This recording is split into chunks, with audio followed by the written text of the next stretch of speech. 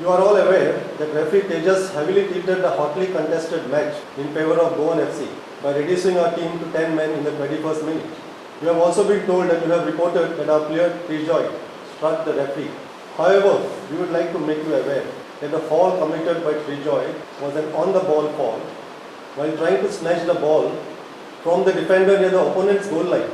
But referee Tejas hurriedly and without application of mind flashed a red card to our player.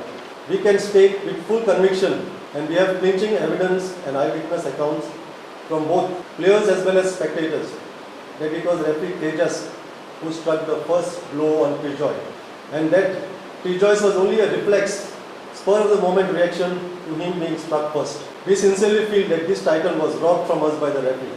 While strongly condemning this act of referee Tejas Nagvekar, we call upon the Goa Football Association to immediately suspend this official for this dastardly act and to conduct an impartial inquiry and mete out exemplary punishment if deemed. Justice should prevail by conducting a fair inquiry and to see that this young, brilliant footballer career should not be affected.